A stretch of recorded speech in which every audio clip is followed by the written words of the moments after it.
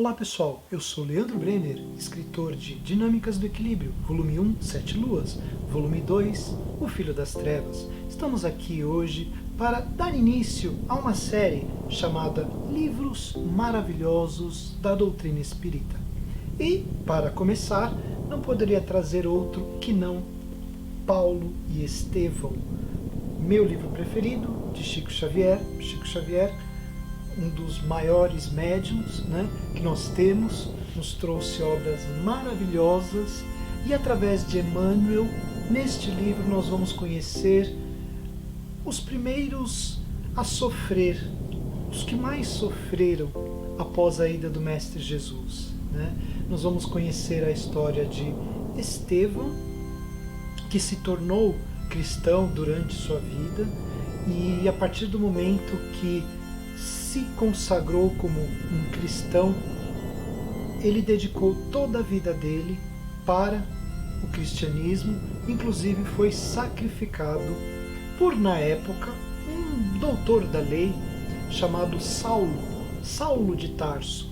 Ele era um judeu dos mais ferrenhos no sentido de fazer valer o judaísmo, fazer valer a lei de Moisés. Nisso ele era mais perspicaz possível. Ele não abria mão de que a lei fosse cumprida, a única lei que ele conhecia na época. E com isso ele realmente perseguiu os cristãos, até que um dia ele resolveu ir até uma cidade chamada Damasco. Aí, às portas de Damasco, quem que lhe aparece? Nosso Mestre Divino, o Ser Supremo, Divino Mestre Jesus, e diante dele aparece apenas uma luz muito forte, muito brilhante. Essa luz cega Saulo de Tarso e ele cai do cavalo, e ao mesmo momento que ele cai, os servos dele perguntam para ele o que aconteceu. E ele simplesmente olha para cima e diz: eu estou cego, o que está acontecendo? Aí ele ouve uma voz que diz a ele: Saulo, por que me persegues? Nesse momento ele então, tocado que foi pela luz do Divino Mestre que cegou seus olhos e que abriu o seu canal, realmente o seu canal de conexão com o Ser Supremo, ele se ajoelha, sem conseguir ver nada, e apenas diz: Senhor, que queres que eu faça? E então, mestre, a voz ainda continua. Mestre amado Jesus lhe diz: siga até Damasco, lá você saberá o que fazer. E então lá ele se encontra com Ananias. Ananias vai até ele.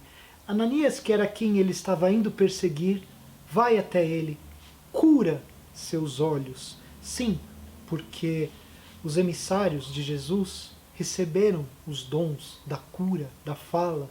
Para vocês que leem o Evangelho, diz, porque Jesus disse: agora vocês vão falar, e agora vocês vão curar, vocês vão falar línguas e vão curar. E é isso que eles fizeram. Ananias também, um dos mais fiéis seguidores do Cristo.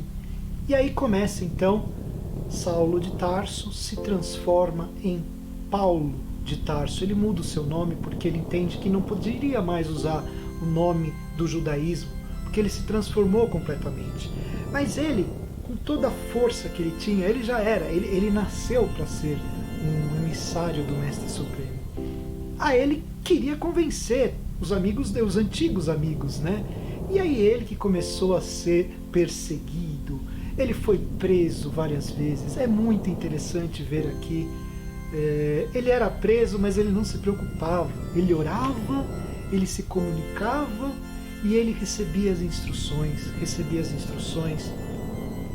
tanto de Estevão quanto em algumas oportunidades, mesmo depois de ver Jesus às portas de Damasco, ele ainda conseguia receber orientações do Mestre Supremo. Não vá para aquela cidade, vá para aquela outra. Sua missão tem que continuar naquela cidade.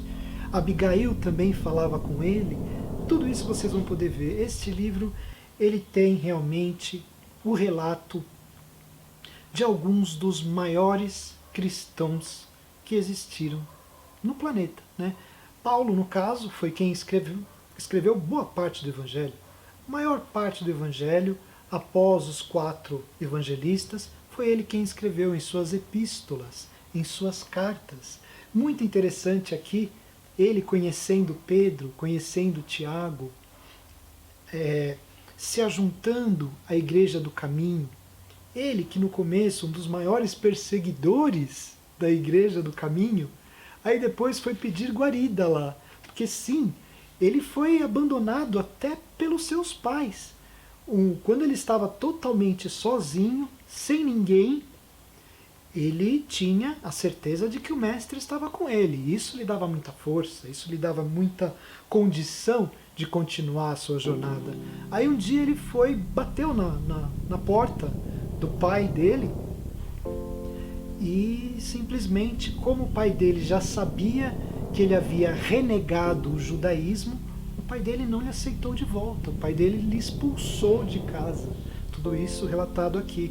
Ele trabalhou 3 anos como tecelão, porque ele entendia que não poderia ser, por exemplo, sustentado pela Igreja do Caminho. Ele tinha que criar o próprio sustento. Então ele trabalhou como tecelão, que era a profissão que ele aprendeu de seu pai, durante 3 anos. Ficou afastado, porque ele não conseguia, como podemos dizer, quando ele ia à sinagoga, ele queria falar, e ele tinha o dom da palavra. Ele convencia as pessoas, porque ele era muito inteligente. Imagina uma pessoa muito inteligente, dotado do dom da palavra, do dom da profecia, tal qual Jesus o ensinou, e disse a ele: vá, você vai falar, você vai atingir aqueles que precisam conhecer o caminho. Então, ele acabou sofrendo muita inveja, cólera, e começou a ser perseguido. Então ele precisou passar um bom tempo afastado para poder se desenvolver melhor, para poder aprender a ser mais humilde e a ser uma pessoa que conseguia entender quando era possível falar, quando era possível chegar ao coração de alguém. Em alguns momentos isso não era possível e não adiantava querer continuar. Aquelas pessoas não estão aptas para receberem a palavra do Mestre Supremo. Então não adiantava.